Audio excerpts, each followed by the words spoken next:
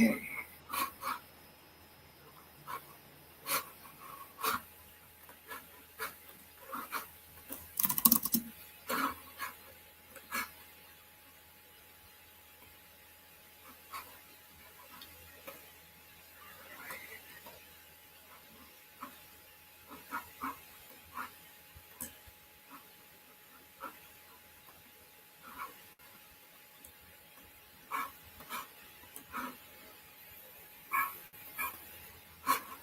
Okay, I think it's working now.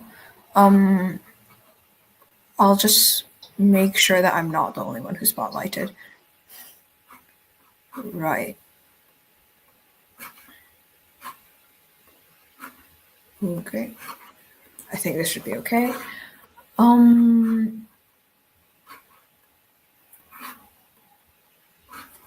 Right. Nice. Okay. So would you want to share this to the platform so more people know what's happening, or would this be okay? Because I might just boost it a bit. Yeah. Cool. All right. So sorry. This is like there are so many hiccups right now. It's a bit.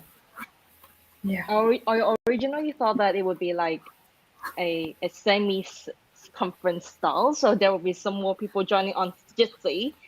Oh, it's just like me speaking and me asking a few questions because I was worried that it would be a bit messy if there were too many people and it wouldn't be within the time period. Okay.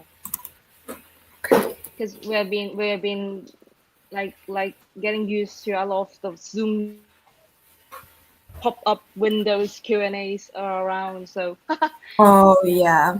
yeah. I was just worried that Zoom would be like slightly less like safe, especially for stuff like this and concerning everything else. Yeah, and thank you for your consideration. Yeah. Cool. I've posted it, so we can start now if you two are comfortable. Okay. I'm good. Cool. Vitaya, is it okay? Vitaya? So I'll start now. Muted. Okay. You hear me now? Yep, I hear you now. Because the system said there's some noise from on my side, so I muted. Actually, I'm in the very quiet room now. Okay, that's nice. Okay. So we'll start now. Right. So welcome everyone who's currently watching right now. Today we have two LGBTQ plus activist organizations from Hong Kong and Thailand with us, which is Pride Lab and Bangkok Rainbow Organization. They will be represented by Vitaya and Martina. Thank you again for accepting our invitation for today's event and for sharing with us your valuable experience as parts of these organizations. So I'll give a short description of each of these organizations first. So Bangkok Rainbow Organization is a nonprofit NGO founded in May 2002 in Thailand by a group of friends who volunteered to campaign for better understanding of folks with AIDS and of sexuality in Thai society. They wanted to achieve this by presenting information and hosting activities through various media forms and by working with AIDS and CSE networks. They will be presented by Vitaya today. And Pride Lab was founded in Hong Kong as a registered NGO in 2013.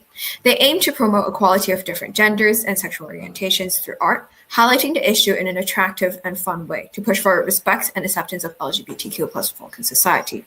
They will be represented by Martina today. So I'll move on to the questions I have prepared for you guys right now. So firstly, I'd like to know a bit about how you two started to get into and work for LGBTQ plus activism, because Asia is known, like as a region as a whole, is known for being quite culturally conservative. So were there any difficulties in setting up or in joining these organizations and also in gathering like-minded individuals safely? So maybe we could start with Vitaya. Okay, so back to like almost 20 years ago, in the society that you cannot say anything openly, and being gay or LGBT, you have to be hiding. So back then, the AIDS pandemic and the problem with the health issue all over the place, but they got some organization already handle that. And so we think about one part of our work is on health issues, but another thing that the media. So we came up with the idea that the media is very important to portray negative uh, image or positive image to LGBT communities. So we start working with the media because for my background, I'm a journalist, so I understand what's going on in the media industry. Then we came up with the idea that we should have positive image through the media. Back then, it's television, newspaper, and how we explain to that. So one idea is get the media to know more about what's going on in the LGBT communities in the area of their interest. For example, some series that on television want to talk about male love couple, so we can be an advisor for them. And when they portray or they produce something that quite interesting, so we help them promote it. It's just like a part of their work too. One event that we held, just like in the old days, there don't many Y series in your country. I don't know they call Y series Y the series about male love, the boy love, that kind of stuff. But like 20 years ago, it's very minimal, very small portion of this on the TV screen. So they came up with one production company. They produced a sitcom kind of that for the male love, and we found out they got good content. Then we held activity, we held a meeting, getting the actors, the writers, and the directors to come to talk, and we invite people to listen, and also we invite other media to listen to. And so it's just like they're learning things together. And the production company happy with the more exposure of their content, and the LGBT community happy to see the cute, handsome actors, and the media has new angle to report. So the thing is, when we do something with limited resources, we have to think about how to get everyone to have a fair share on activity on the event. That's what we started, because when we started back then, we didn't have any funding, just from the friend, and we work with the international NGO organizations, or like the public health uh, uh, government agencies, just that. But most of the funding will go to health and HIV prevention. So now we're developing all the ideas, working with the media. For example, in some cases that we work a lot, like on television commercials, you know that when we have television commercials, most of them think transgender is an easy target, that they can portray transgender and make fun and laugh with. We have that a lot in Thailand television and TV commercials. Just like one event that is one commercial is about glasses, very not looking nice transgender in a toilet. And the guy want to get something special from her, and then but the transgender just act like he wants some sex from that guy. That on television, and at the end, transgender got a big punch in the face. Just that, and talk about the product. So what we did, we talked to the advertising agency of that product, and we contact that product company, and we talk about that. This is not the way you portray transgender on television, and the thing that you can do, pull it out, or you have to explain this why you use this content on the media. So we work on this together in many cases. So we found out that most of them, they don't understand. They don't really hate LGBT. They just thought that it's fun enough to make fun of the people, or the angle is appeal to general audience, and it's fine. One thing that I think is to be fair, because LGBT community in the old days, they don't stand up for themselves. So once they don't know how to explain, it means that they can do anything because they just think it's fine. Just think it's all right. So I think the most important thing for activism is communication. You have to know to explain. And one thing for young activists, or you don't get bored explaining the same thing, repeating many times. It happens the rest of your life. Okay. So Martina, what would you say was like the difficulties that you went on into like getting into LGBT activism? Was it communication, like Vichaya said, and how do you get a start into it? Like, was it also media, or was it something else as well? We are, instead of going to the mainstream media, we actually work on some street art as well as social media, like for example, YouTube, Discord, and Instagram. So as Sarah mentioned, that we are an organization that we want to promote gender and sexuality issues through art on in an informal or in a more funny way. So we would also like to let the major or the public to know about the importance of being inclusive and to know the diversities among the LGBTQ spectrum. So as a 100% volunteer-based multimedia platform, so we realize, as a lot of us know, that the current internet trend is more popular in forms of videos and live streaming, just like now.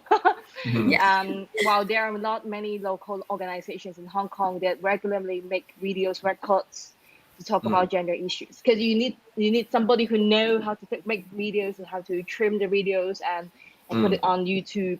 So because our founder Ken is he graduated from a media arts degree, so he wanted to gather some people who wants to work on this area and promote the issues through this through the aspect that he is expert on.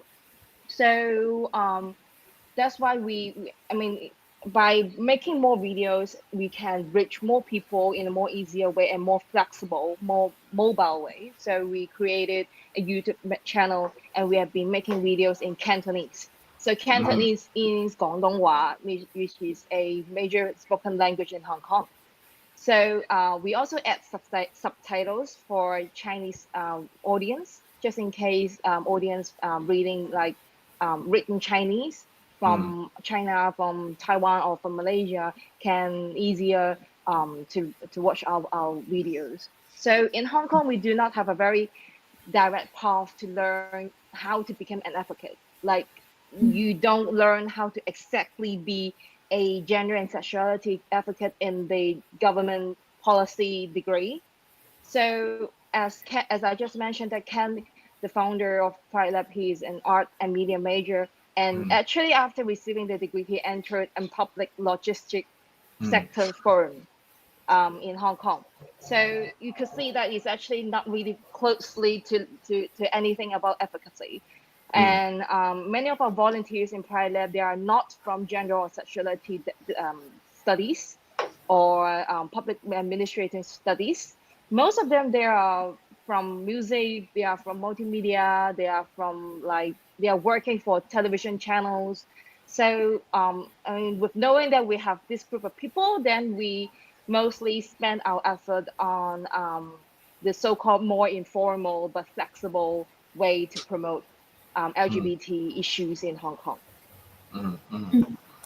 Yeah, thank you so much. So, just trying to like follow up on like what you said about how there's not a lot of like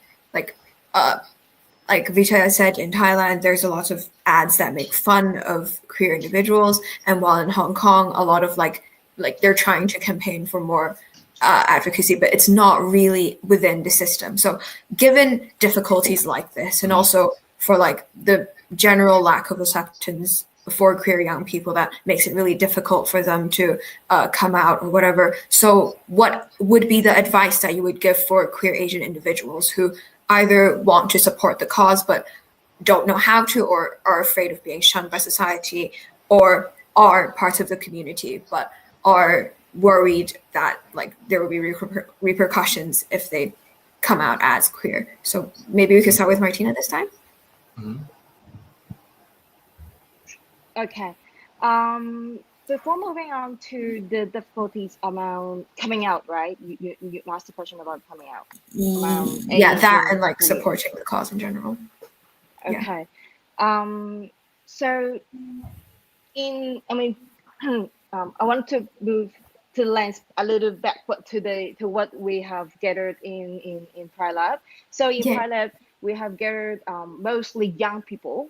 So Mm. the age group is mostly from 10ish, like secondary school students to university grads. So you could imagine they are relatively younger, but at the same time, they have a lack of like self financial support, and they need some time for them to build up their personal career and their own life.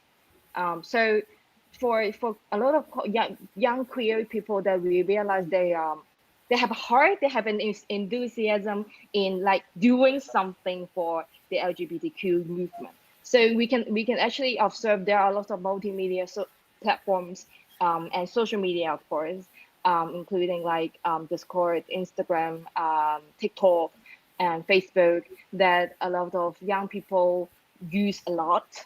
And they also, I mean, they are actually, we also find that they are quite actively in making short films or posts to express their identity and their sexual orientations. And that would be the point that we would like to remind, or just sort of give a note to queer young people that I mean, even though you have a heart, you have a fire to show support to LGBTQ people in the community, is crucial and very, very important to let them know the digital footprint. Like we actually have a lot of closeted members who are very enthusiastic, but at the same time very aware about their exposure to the family members. Like for example, some people might be very worried about being filmed or being like photoshopped by um, reporters when they participated when they participate in Pride parades in Hong Kong. So most of them, they tend to go to the back office jobs or volunteers jobs in order to avoid showing themselves on social media or mainstream media. So I mean, being said that, we also want to take this chance to express the gratitude to all the anonymous voluntary helpers who are young, who are active, who are outspoken, and very flexible, very active. Um, so Pride Lab actually has been recently in these few years work on providing a safe space and negotiating with different social welfare or departments in Hong Kong in order to develop a protocol or measures for queer people in Hong Kong in coping emergencies. It's like, for example, we have dealt with a case that a queer person forced to leave their house because out of personal safety reasons. So suddenly that young person came out from the house that they have been lived for a long time, and suddenly that person became homeless. But at the same time, that person has to deal with the schoolwork and waiting for being a university freshman. So a lot of things gathered at the same time. And I mean, at that time, Pride Lab spent some time and talked to a lot of like NGOs and organizations that provide shelters, subsidies, emergency funds for them to get as much support as we could get from the government. Okay, and so we at the same time we need to take care of their mental well-being. So because they have been, I mean, under continuous stress and oppression or verbal violence. Not to say they may experience physical violence. So we also take care of their mental well-being, let them speak, let them express in an anonymous way, and try to let them vent their worries and frustrations. So I mean, to put it in a more direct way, I mean, as a Chinese queer myself, and speaking from my own identity, will say Huaren or Chinese queer, that it is understandable that, I mean, you're in fear or in self doubt when you're exploring or confirming your orientations. Like, it is not a must for you to come out, like once you realize that you are in a particular identity. It's not really a must. I mean, there are a lot of ways and a lot of levels for queer people or LGBTQ folks to express yourself. So there are a lot of objective reasons for you not to come out for the time being. So do not stress yourself. So for those people who want to come out, just mind yourself to check your digital footprints, because it's so easy for you to just grab your phone and get access to a lot of social media, make posts, make videos and photos. And so it is crucial that do not assume that no one is watching. I mean, I'm not trying to leave a threat here, but it's crucial that because we know that a lot of young people, they are digital natives, they are very experienced netizens. They might be very experienced in using a lot of gadgets and apps. While you are very happily and like confidently using the apps, it's crucial that, I mean, if you want to make yourself 100% safe, make sure that you create multiple or anonymous accounts in order to say secure your personal online safety or footprints. And never assume that because my parents are old enough, they are nerds, they don't browse YouTube, they don't browse TikTok, they don't know what are apps, so I'm free to talk about myself online. Never make such kind of assumptions, because it's difficult to estimate the risk that you might encounter once somebody, or I don't know, some malicious people share the information that you post online to them. So in order to put themselves in a full and safe condition, make sure you make a full data with the local queer organizations. And if you feel uncomfortable and feel in danger, make sure that you can find a phone number or a way to get emergency shelter or somebody that you trust to stay for a short period of time.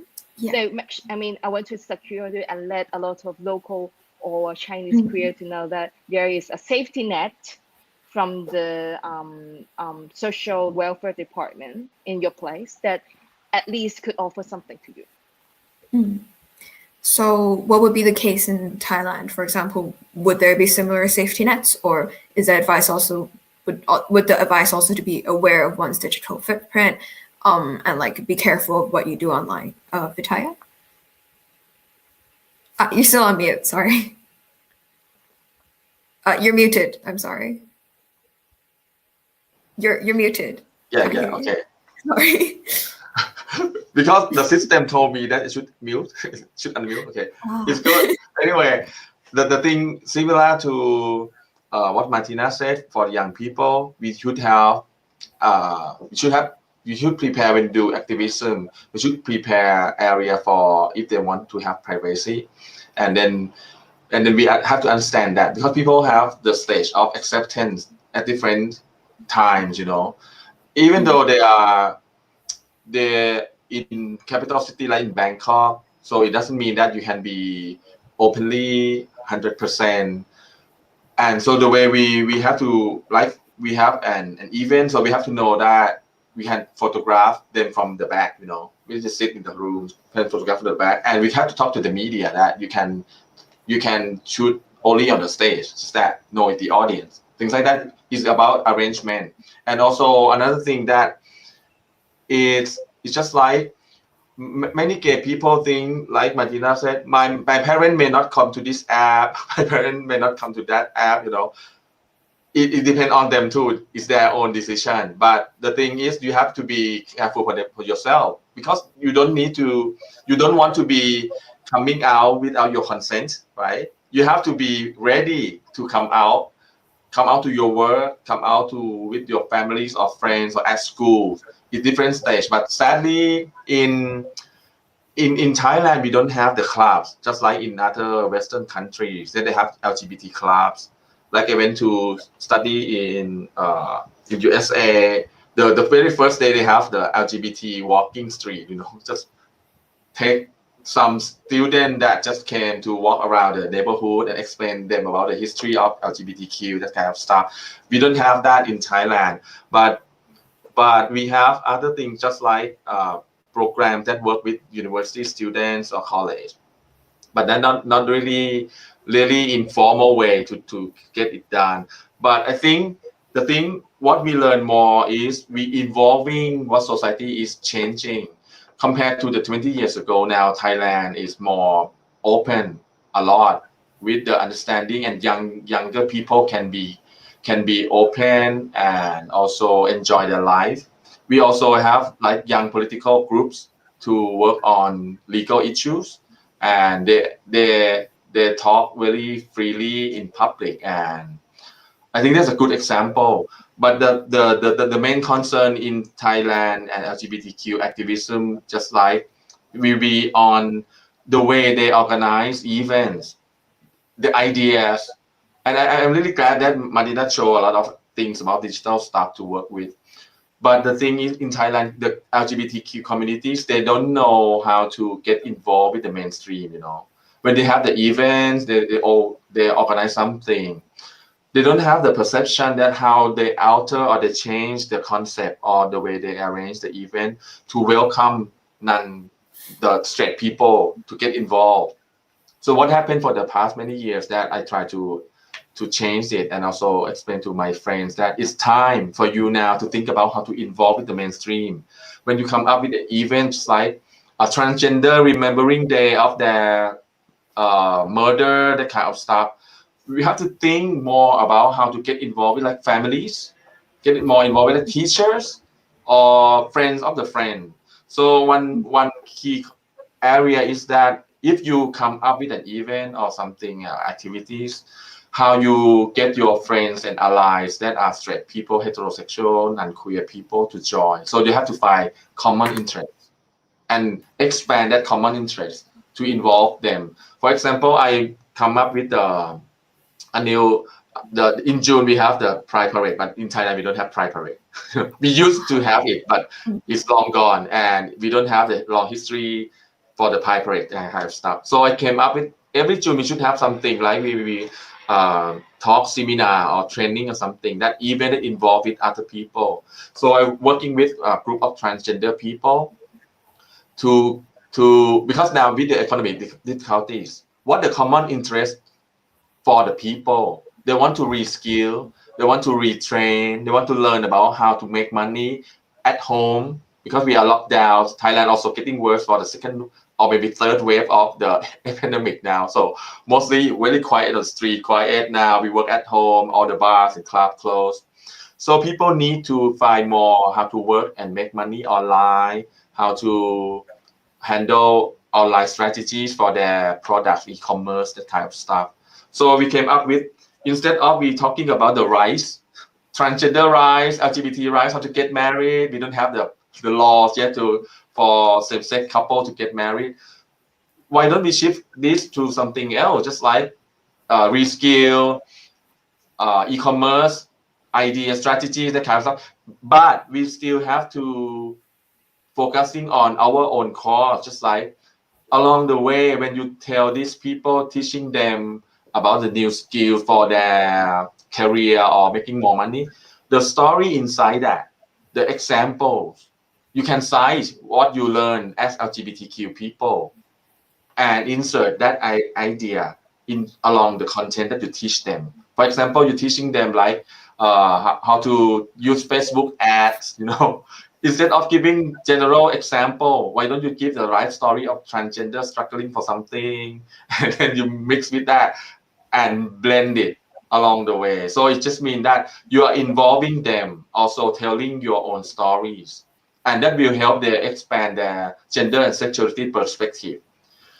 Most of the people, I think the benefit that you have gay friends or LGBT friends, you learn another world or different perspective and angles of survival, because we are the survivors of, we are suppressed sexually, we are suppressed by society. So we think more deeper, with the knowledge. So this one, the other people don't have this experience. So they think something in their own way. But once they interact with us, or they understand, or they come to our event, that that also attract their own common interest too.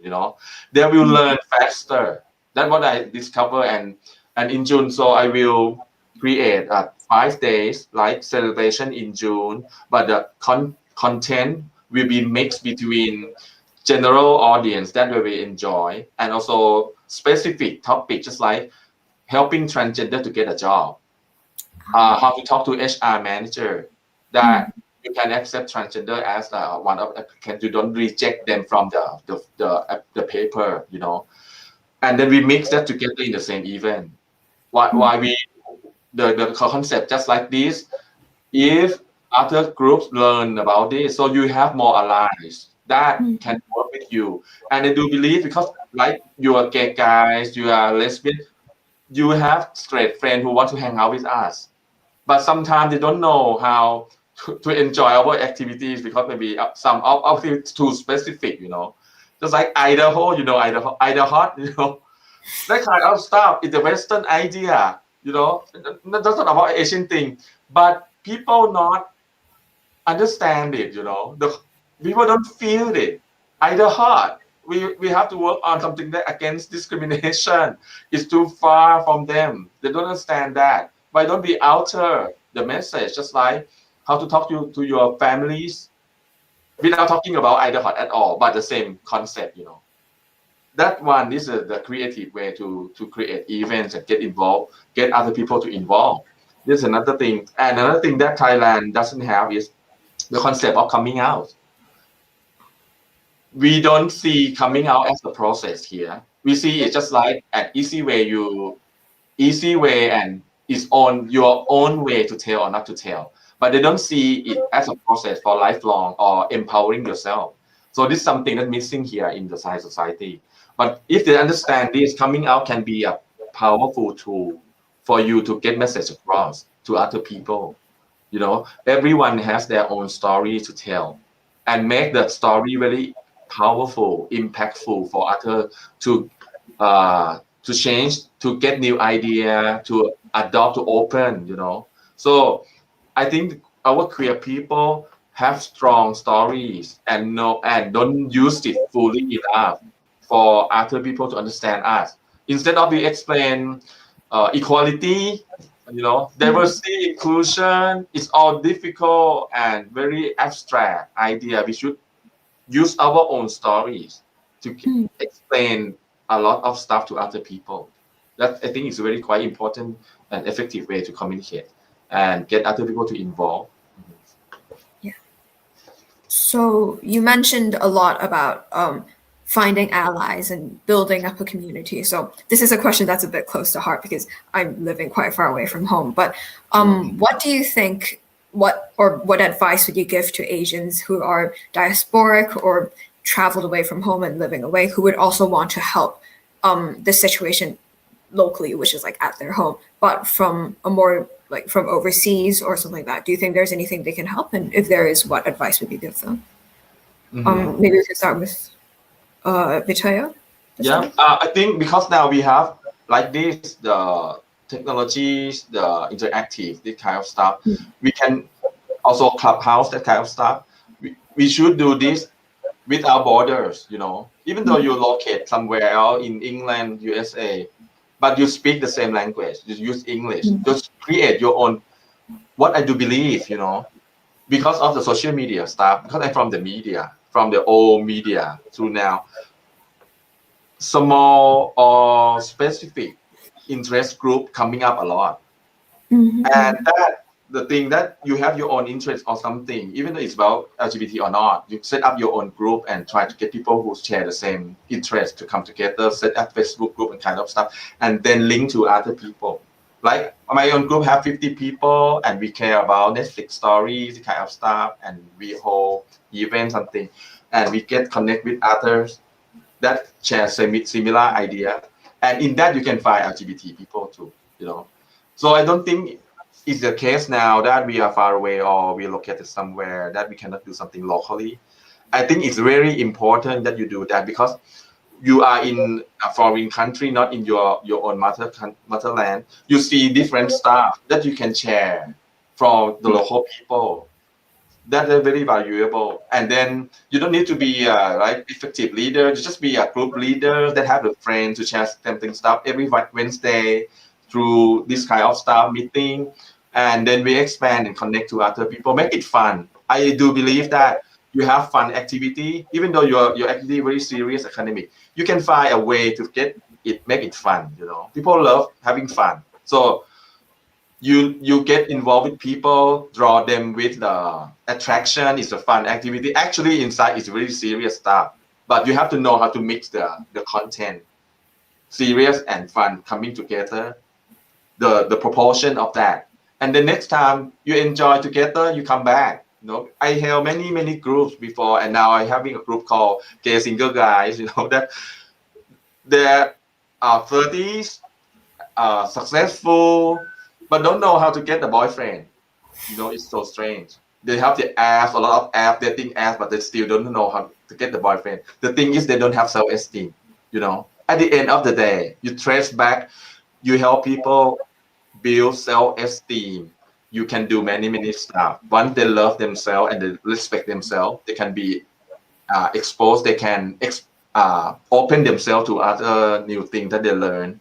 So once the thing is, when we work, every time when I engage in any conversation, if you are openly gay or lesbian, LGBT, and you have your strong, you have the what to say, you are comfortable with your own skin already. The thing is, you have to help others to feel the same way by giving them comfort or confidence in themselves. That they are fat, they're not really good looking, whatever thing. The thing is, you have to love themselves. So our conversation is very important. Like I'm a senior person, I always give younger person more a boost when every time they talk to me. You are nice, you are beautiful, you can do this and that thing. Once they have that, other thing will follow that they can do. You know, you can join activism, you can join events. At the end of the day, we want to be connected. Believe me, we want to be connected virtually or physically. We want to be connected. That's the thing that we in any country, LGBT people want to be connected because we have a lot of loneliness in our soul. So we want somebody else all the time to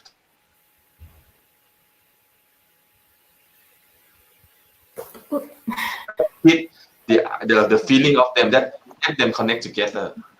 They will come anyway. You know. Mm. So Vita mentioned a lot about connectedness. So what would you think about like diaspora connecting with locals and also locals connecting with each other, Martina?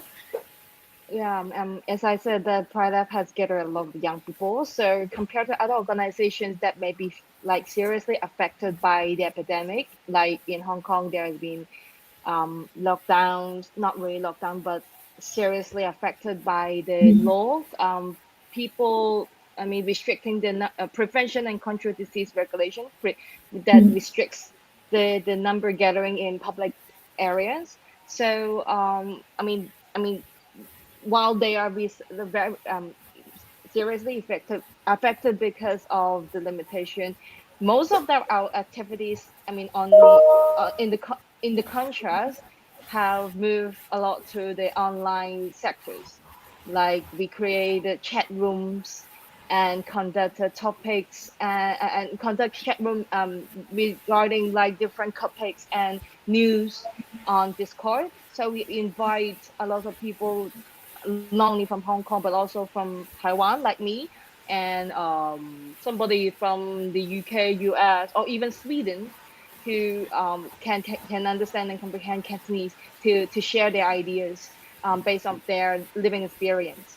Like we have some young people who are studying in the UK now. That queer person has been encountering sort of like a trans masculine discovery or exploration.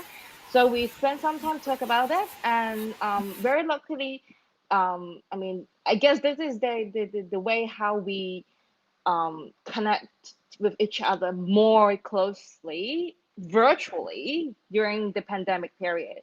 And I mean, given the subsistence of the live broadcast or podcast that has been getting more popular recently in Hong Kong and Taiwan.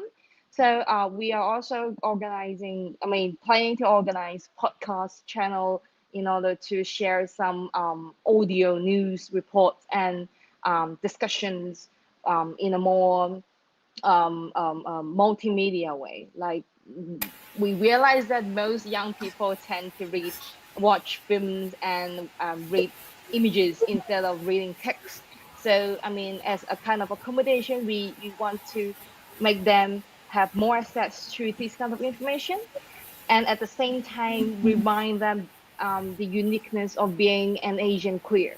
Like as Vitaya mentioned, that very importantly, that I mean, as you said, that Thai doesn't have a really come out culture. So I also want to mention the situation in Hong Kong that um, in Hong Kong, we realize that there has been a group of young people who might guess, I mean, due to the internet, they have a rich access of the new developing diversified jargon or terms related to gender and sexuality aspect, like topics related to gray age, asexuality, romantic orientation, or transmasculine, transfeminine issues.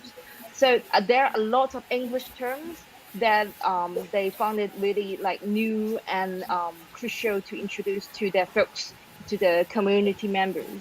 However, I mean, Hong Kong is still a combination of Chinese and English livelihood and style.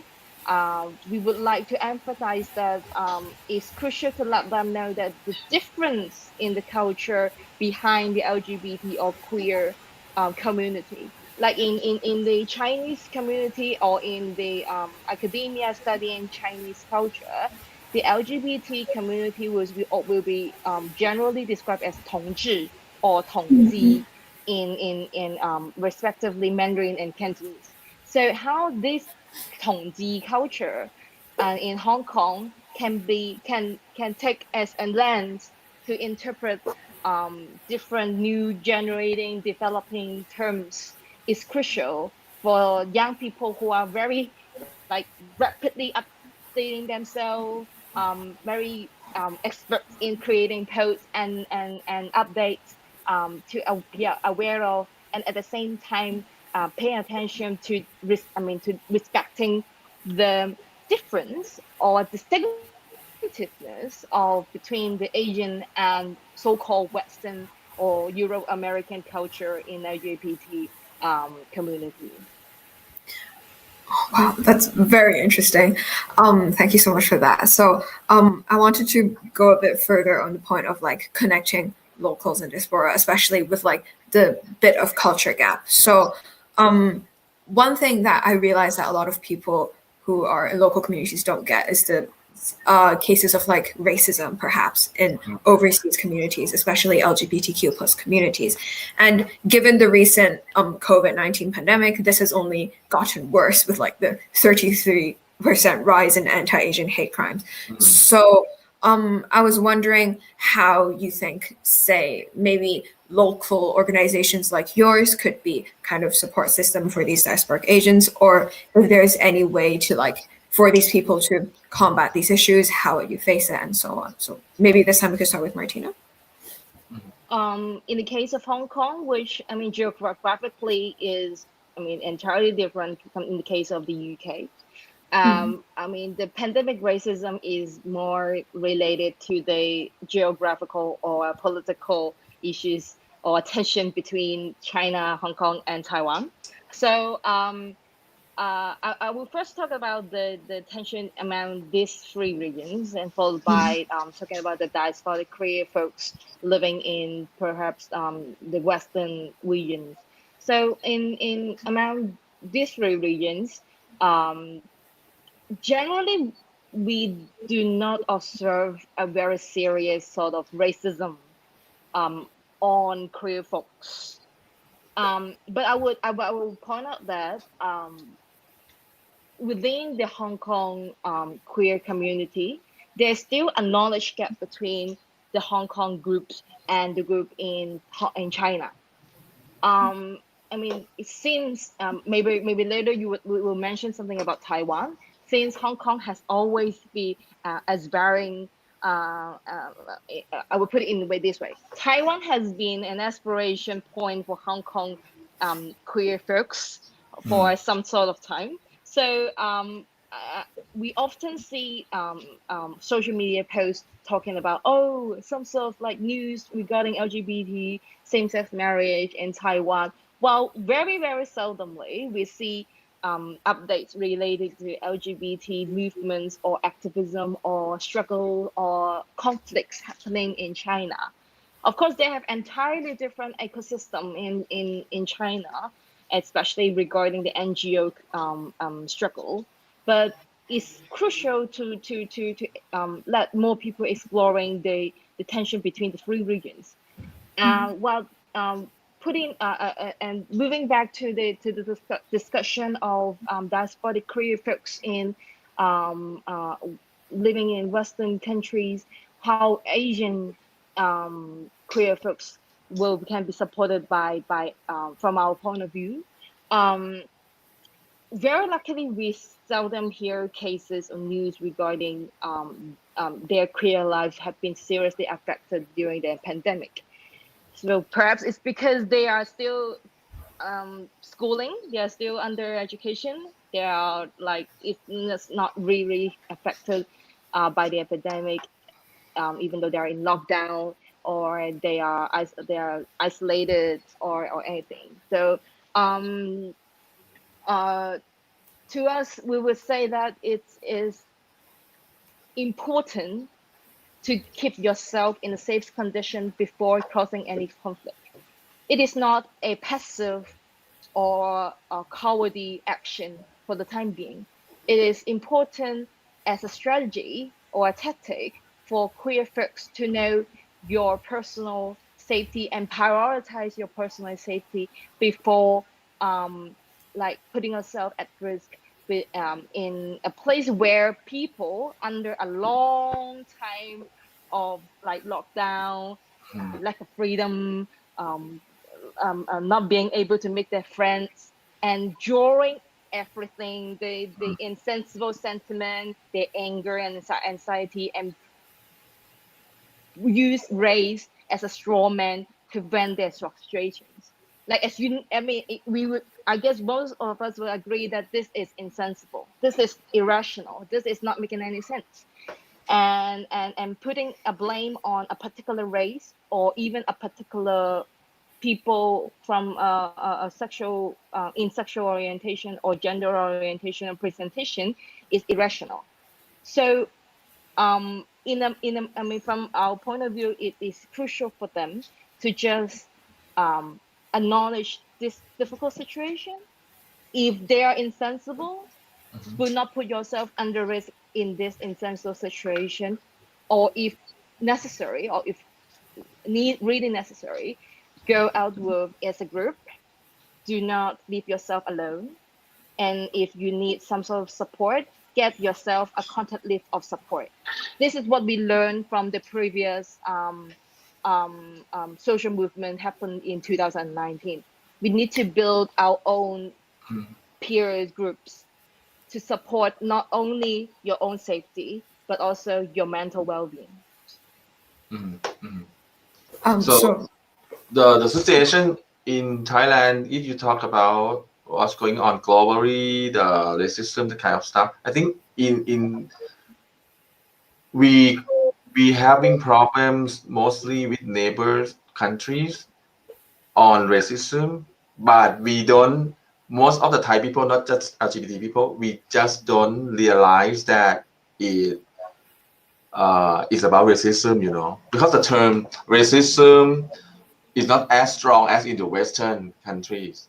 Like we have Burma on our left-hand side, and now they're having problems in the country. We have Cambodia on the right side, and because Thailand, compared with these countries, we are more advanced in terms of economic growth. So all the neighbors coming in to Thailand, and mostly as laborers, and in them they got LGBT too. but we still have the feeling that they come in as laborers, construction workers, and we don't realize that they are human beings. And in that community, we got LGBT too. So, like, we don't know how to handle that. Is the things what's going on here now, and with this pandemic, all the construction stop anyway. All the workers come back home. We don't have this going on, and the thing, the what happened in Thailand. Mostly people think we are friendly, LGBT friendly countries from tourism perspective, but actually we don't have things like in Taiwan. We don't have the same-sex marriage couples get registered. We don't have that. We are still waiting almost 10 years now that starting to talk about this one. In the next 2 years, maybe we do some celebration that we don't have it for 10 years. It's just some kind of joke. And we don't think about we don't see the how to explain this. What I see is the younger people, LGBT younger generations, they are more political than my generation. That is a good thing, but they don't have the bigger pictures that what they are fighting for now. What if you see in the news, we have problem now with the anti-government. We want to get our government out, mostly by the force of younger generations. And now what's going on in the Thai society, we talk about we want to move country, we have to migrate, we have to move out of the country for the young generation. But they forgot many things that because Thailand has been constructed this way, we have something that you cannot say, something that you cannot comment, like the monarchy. We cannot comment, it's the law against us. You cannot do that. But the way to do this, it means you need strategy, not just going out and shouting. It's not to work that way in here, in this country. You need to be more smarter, more critical, and the way you handle stuff with generations. I'm supporting the younger generation to do this, but I don't think the way they do it is the smart way to do. They forgot that in Thai society we have the layers of generation and we respect each other. You should use that. Instead of you go against them and tell that you are old generation, we want to get your problem to my problem in the future. We have to end this problem now in our generation. It's not going to happen that way, because society issues, you have to handle it carefully, and it's changing over time based on attitude. Just like if they learn from what we learn from LGBT communities, the attitude is the most important thing. Even though you have laws, you have protections, the attitude in the mind of the people not changing. So that's it. It doesn't helping everyone.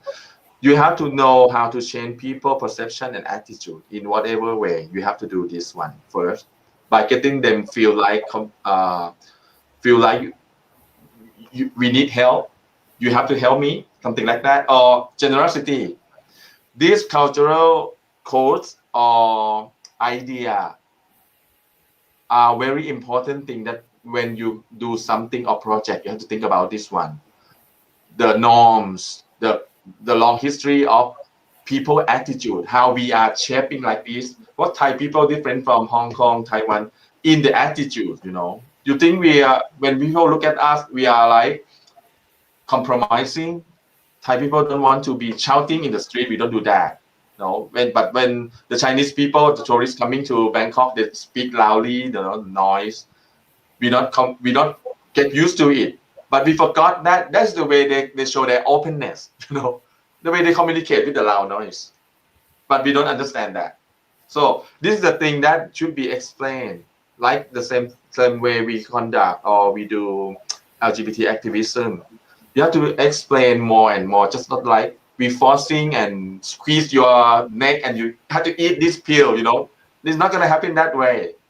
So I think that situation is getting better with the less discrimination, but also many issues still need a lot of efforts to work on, like equality treatment at the workplace, same-sex marriage. That's going to happen anyway, even though it's slow, but it's going to happen because the wave, you have to believe this one thing. the world changing globally. You cannot stand alone. You cannot just be like Indonesia. We don't have Indonesia here, right? You should not say like there's no LGBT in Indonesia. That's stupid way to speak. I think maybe it's political stuff, but you should not do that anymore. It's the old world. Like our country don't have LGBT. What it's like the thing that happening in Bali that Bali is LGBT friendly, and then you shut up. You should not say that. The government say that you should not say that Bali is not LGBT friendly. I think this kind of government gonna be gone soon because of the changing over time of the people attitude. But we do not just like things gonna happen, but it not gonna happen by themselves only. We have to push it. We have to be something like vehicle to help it change. But we have to be patient enough that something that we want to change will not finish over time. It's maybe years. Fighting like in Taiwan, you see that they keep fighting, finally they get it. It happened in other countries too, even in Muslim countries. They have to change. Yeah. So just now, both of you mentioned quite a bit about like fighting against like a lot of older views, and also like a lot of the socio-political unrest that happened in both Hong Kong and is still happening in Thailand. So how do you think these events have impacted the LGBTQ plus community in particular, and how do you think how the local community views the queer community? Because I've seen that the queer community is very much active in these events. So I was wondering how that would affect how they're feel and how things are for them. So we can start with Vijaya first. So you saw I saw it too. Younger generation, LGBTQ, young generations, the teenagers, university students go out on the street, and they be open in the protesting the government. They have the flag. In one event, they just dress like the way they like to dress, being queer or just like that kind of stuff. That's good for spectacle, just like what you say, to attract people to watch them. But inside, you need strong message, and also you have to gain people respect anyway. People gonna respect you when you show something that you stand for something that is beneficial and useful and good for people in general, not only for yourself. Just like in LGBT communities that they want to call for this action to change this and that, the mainstream, the society will take a look at them just like they are doing for their own benefit anyway. This is the thing that you have to change. You have to have strategies how to get them understand this, that we're not doing this for our own profit, our own interest only. It impacts society at large, like just like this and that. Like I found this interesting explanation in the corporate world when we want to tell them that you should hire transgender people, LGBT people for your business, for your work. These people are in the business sector. What they care about?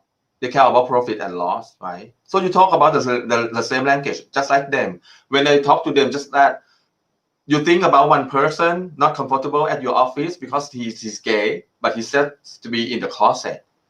You think that productivity that can produce will be 100%? No, because they have to think about themselves, how to hide myself from my boss or my customers. So it means that these people losing productivities for you. How you gonna help them? You have to find the common language to the people so that you can create stuff that they help you incorporate. So this is the thing so you have to need figures. Like if you are in USA, you need a lot of data. You have the master of they are the master of data anyway. You have to find this out, point it out that you are losing one person that quit your company. You have to recruit one new person, and it take like 3 months for them for training so that they can get the same capacity as the person who you lost. So this is how to explain this, what they care about. So the same thing happened on the street. If you keep protesting and then you don't have the message that's strong enough and draw the majority of people to support, you just be just like that. You're shouting in the same space and you hear echo back. Nobody share with that, you know. That what happened before. I mean, happened before this, that we have a lot of protests along the street that you saw in the news. Big, huge number of people, but that only Bangkok, you know, not just a whole. Because Thailand, not only Bangkok. And when we talk about this, you have to think about leadership. Young generation people, they can speak on the stage, they can draw the attention of the people, but you still gain this one too.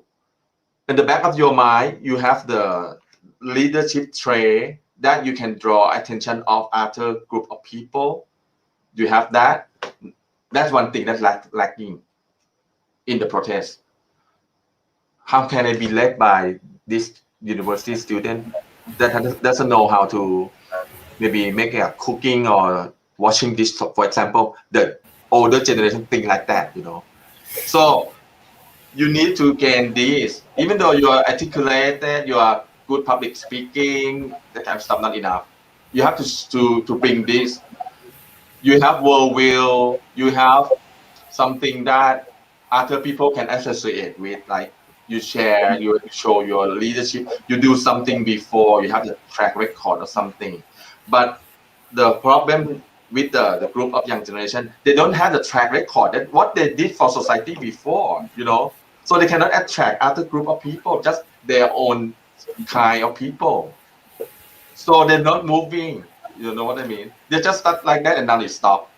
Maybe it's coming up after this pandemic, slowing down something.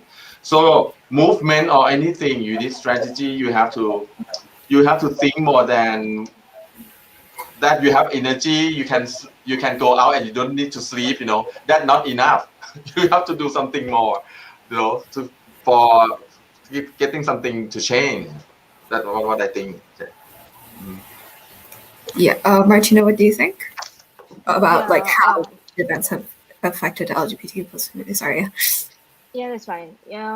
So recalling Hong Kong, we have encountered two major democratic incidents, respectively in 2014 and 2019.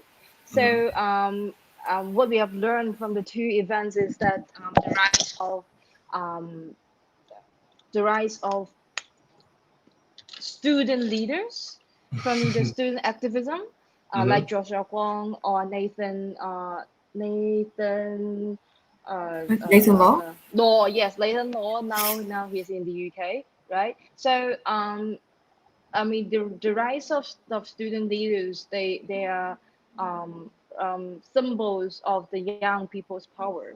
So I mean I'm not focusing on a particular of them, but it's just that like we observe that a lot of young power are growing, but as agreeing to Vitaya said that they need a stronger foundation of the history and context. Like they need to create a database. You need to create a common, I don't know, like think tank for them to gather information, make it retrievable, archivable, in order to make them know how to communicate or how to prevent coming to the same era in the future. So I mean, we actually also observed that some forum have been mentioning some like urgent or very rapidly updating news regard, like for example, oh, somebody is posting a suicidal note online, so some calling somebody to go there and check them out, or saying that, oh, I've organized a list of business that is closely related to the government, so if you want to take some action, blah blah blah. So the internet culture has contributed vastly, not only to the young people but also to people who gain like at least some access to the social media like Facebook or Instagram or WhatsApp in Hong Kong. So um, uh, in the case of 2019 social movement, there are also some voice raised regarding the concern of gender and sexuality, particularly the concern or debate like the slogans used for the fighters on the street, like whether this is heteronormative. In other words, that somebody sprayed the graffiti on the pedestrian, saying that only brave girls will marry with brave frontier guys, or saying that it's a commemorate relationship between a girl who support behind or with a guy working in the frontier line who is like sacrificing himself, or a lot of debates relating to blackmailing or blackmouthing on girls protesters, like slut shaming them, or labeling them with maliciously photoshopping images. So all these, they are quite new, and it's a good phenomenon to observe that the sense of gender and sexuality has been discussed or debated in recent years. Regarding the topic of LGBT movement in Hong Kong after 2019, I would say unfortunately, because we see there is a continual deterioration of the freedom of politics in Hong Kong, especially after the establishment of the national security law. Despite a lot of people have worked and paid a lot of effort in the movement, there is still a pessimistic sentiment that some people, even the people from the LGBT activist group, saying that we should not sidetrack the activist power on LGBT issues if we are in such instability and we cannot even fight for our democracy. So the mainstreaming of the democratic movement and the lowering of the voice of the LGBT activism in Hong Kong is getting more obvious, because under such kind of pessimistic atmosphere, if we are witnessing the wilting of the freedom of in a lot of aspects, LGBT issues is less important in their eyes. However, there are still some LGBT events happened last year, like which also draw some concerns or relation with the political parties or politicians. Like after 2019, we had district council election, and a large proportion of pan-democratic councillors were elected and entered the district council. So we have 19 districts in Hong Kong. So a vast majority of the district council voted yes and passed their proposal to pledge support for the LGBT Pride Parade in Hong Kong in 2020. So, however, because of the pandemic and also the control of disease regulation, the parade turned to be a live streaming event, entertainment event. So, however, the movement or the passing, turning a green light towards and building the connection between the district council and the LGBT Pride Parade is crucial. It is a marker for us to witness how people in Hong Kong, regardless of their sexual orientation or belonging to the LGBT group, at least we see some progress in another way, instead of like making a very typical shout out of, oh, we want same-sex marriage, oh, we want equality among LGBT folks. We see some twist, we see some flexibilities, we see the elasticity in how people try to gather some resources to show support to the LGBT folks in Hong Kong. And that is something, I guess, is pretty good in the gloomy atmosphere in Hong Kong. Yeah, definitely. And what you said like leads very well into a question that someone sent in about how like both Hong Kong and Thailand have tried to do a lot to like promote themselves as more queer friendly. For example, like Thailand has always been seen as like a tourist hotspot or for people who like want to see transgender people. And despite like the culture not being as gay friendly, and Hong Kong too has like tried to host the LGBT Olympics or something. I'm not too sure I remember the exact thing Gay because games. question said it wasn't too precise about it. So how do you guys think this has hindered or helped further the acceptance towards and rights of LGBTQ plus folk in the two areas respectively? So I think Martina's going to answer first this time. As you said, you mentioned about the Gay Olympics. Yeah, the Gay Game will be held in 2022 next year, and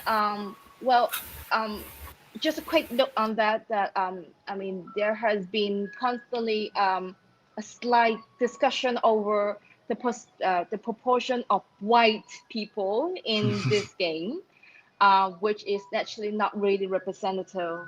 And I mean, in Hong Kong, while I mean, as we know, that Hong Kong is an Asian as a majority place. So anyway, I mean, it's good that we have some sort of LGBT um, um, world scale event in Hong Kong that is going to be held. However, I was point out that compared to Taiwan, which is very close to us, LGBT is not a really strong spot or attraction for tourists to come. I mean, despite we had earned a name of tourist spot in Asia. So I mean, we have seen a lot of people flying to Taipei to participate in the Taipei Pride parade. While we also see that a lot of Hong Kongers fly to Taipei to participate in the Pride parade, which is not in Hong Kong, but in Taiwan. Well, so you can see that the export of the LGBT members to the very famously known Taiwan is significant. However, I mean the LGBT I mean I was pointed out that in Hong Kong the LGBT activists pay less attention towards its development in tourism, because in Hong Kong it's still very heavily rely on finance and services and like or hospitality. So I mean a particular politic or activist topic is not really um, may not be a potential to contribute as a as a tourist spot.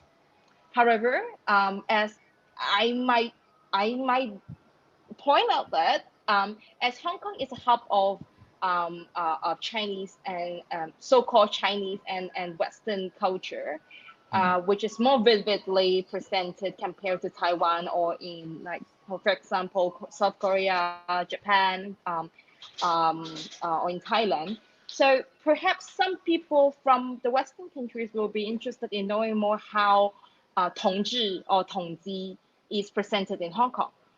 And they might be interested in knowing more about the development or the power dynamic between so-called the putting in a more in their lens white gay people or with Asian people. I guess there will be some so similar in the case in Thailand or in Bangkok, as I've seen some studies working on it.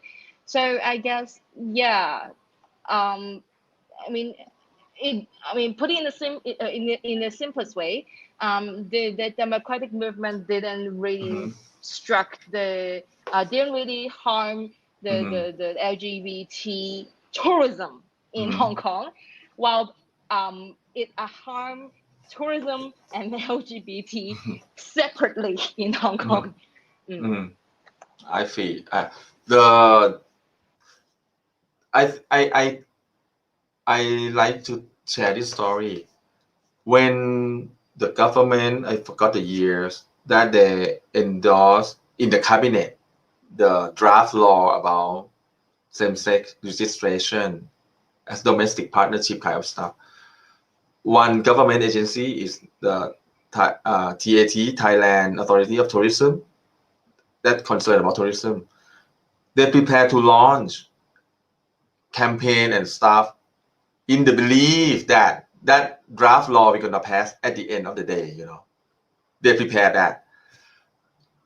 For me, they realize that the issues are connected. Look at this one. The government agency, just like TAT, that has a lot of, like many other country agency that have offices in major cities in the world. They want to promote their work that we welcome LGBT tourists and this type of stuff. But in a way, it's just tongue in cheek, you know. You cannot say it like completely 100% comfortable with your words, because in their mind, they know that we don't have the law. You know, still now they don't have it. So it's the thing that they're promoting or they're saying they have even launched a YouTube channel and website from the New York TAT office to promote tourism from the Northern America and Europe to Thailand in the belief that we are very friendly, you know, but we not talk the way they communicate. We don't tell the whole story anyway. So the perception still there that Thailand is very friendly. Actually, okay, we are friendly. We are friendly to a tourist. In the old days, they got a saying when I was very little in the Thai school. They got the rhyme or poem that taught us, you always welcome strangers to come to your house, give them water. That is our own saying that imprint in our Thai people mind. So that's why we have this behavior or attitude that we like to welcome visitors to our home. That imprint in Thai people. That's why many airlines want to hire Thai staff to be in their hospitality, because we have this in our blood and in our feeling. So in that stuff, we welcome anyway. You are LGBT or not LGBT, welcome anyway, you know. It's already there. So we're not just like, oh, we are LGBT friendly country because we have a lot of transgender show, Tiffany, Miss Akasa in Pattaya, transgender drag queen show that draw a lot of Chinese tourists. And funny story that they got a story, a friend told me that some Chinese tourists believe that Thai family raise their boys to be transgender. You know what I mean? That kind of stuff is going on, you know. That is not true. It's going on. That's why we have a lot of transgender show in Pattaya. That is a tourist spot in the world-class stuff. No, because we have transgender who don't have jobs. You know what I mean? So they have to go to the show industry. That's where they belong. That's where they feel comfortable because they welcome them. So you see this picture, you understand that we're not like out of the blue that Thailand is LGBT friendly country. We've been friendly to tourists anyway, you know, foreigners, Chinese, Hong Kong, whatever, we friendly to them because we just have just like that. But we don't have the protection for the LGBT people. Many of my friends told me the same story, just the same story that like friends from USA or Europe come to Thailand and they believe that we have the law, the same-sex partnership law already there for many years. They believe that. It's funny. And then when we told them that I cannot get registered with my partner, they said, what? Like this, many times, just like this. Because they have the notion, because of the tourism authority promoting Thailand very well, you know, effective way that we are friendly. We show the pictures of gay couple coming to Phuket, Chiang Mai, holding hands, you know. If you are foreigners and you're gay couple and you're holding hands in Thailand, you're safe. You're not getting hit in the head. But if you're Thai people holding hand in department store or like in some province in the Muslim Islamic province, a problem. You know what I mean? So the forest Tourists can do many things. We welcome them. We all care because they're coming and going. They're not living here. That's the notion.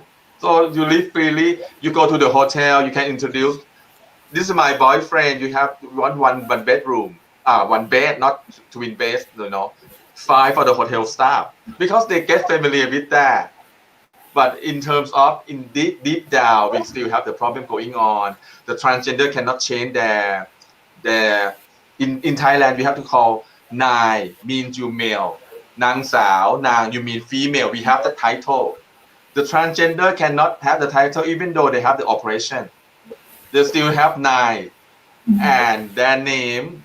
They can change their name into female name, but they cannot change the title. So they can still view Nai and female name, and the picture as a woman. You think it's confusing? So that's why they cannot apply for a job. So this is the thing that we have to work on. But I let tourism promoting that way is commercial. But in a way, you have to work this domestically. Anyway, you have to fight for this and you have to change it. So that in one day that I believe that they can meet and we are very authentic, I'm not saying we are fake, but I want to be authentic, that really friendly, just like that. Not friendly for tourism, Okay. Yeah, so thank you too so much for like the insight that you gave us today about what's going on in Hong Kong and Thailand and how other people can help, what can be done and everything. So that's the end of our questions, and I'd like to thank you guys again for like agreeing to be on this panel. So before we end, would you have any messages you would like to share with our audience, or any hopes for the future for the situation in Hong Kong, Thailand you would like to share, and so on? Just like a short message. Okay. Let me say, I think that it's time for younger generations to work together. Because for my generation, we have other things in the history that maybe we cannot work with some countries, But with the younger generations, they grow up with digital world. They do the same language, even though they speak national language, but the digital language is the same. So I think it's good thing that we connect for the young generation and then do something good, environment, equality, whatever thing. And for LGBT young generation, I think it's good timing now that you grow and faster to do many new things together across the borders, across the countries. But they don't see that now. I see just like we are working our own issue that had a lot of headache enough. But once you connect, and if we have the programs that support them to connect, we will come up with new creative ideas, and you can make change faster. That's what I like to say.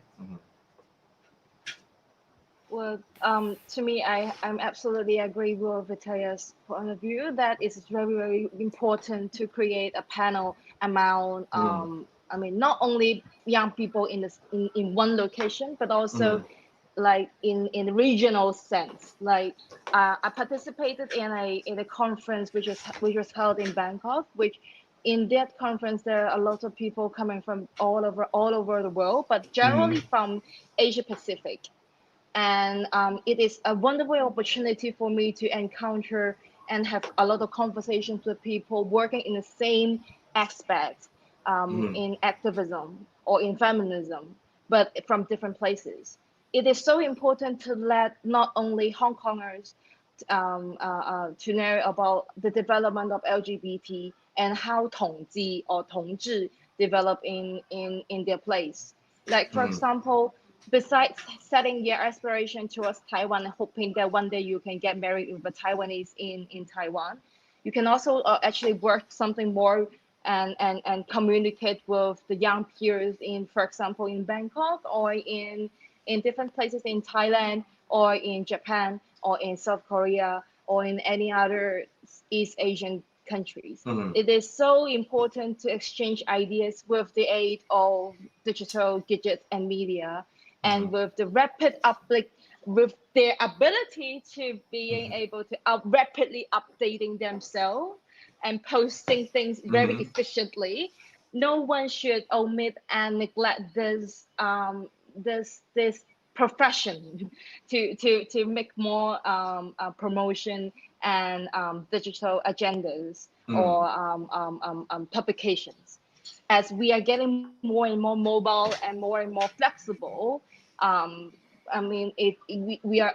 Let's hope that we can form a better team and set up alliance, like as we have already got a term called multi alliance. we can form more alliances. Okay. Yeah. So thank you to Vitalia and Martina again so much for valuable sharings today. I'm sure everyone has learned a lot from like what was mentioned and everything that was discussed. And again, thank you to everyone who tuned in to watch or is watching in retrospect. Please do support these two organizations, Bangkok Rainbow Organization and Pride Lab, by like giving them your support on social media and all. Because they were so nice to agree to attending this event, and hope everyone has a great day and a great weekend. So I'll end the stream now. Okay. With pleasure. Yeah. Okay. Right. Yeah. So thank you two so much for attending. If there's anything you want to tell me or any feedback you want to give, please do just email me. That would be great. Yeah, and thank you so much again. Okay. Thanks a lot. Bye-bye. Thank you so much. Bye-bye. Keep in touch. Bye-bye. Keep in touch.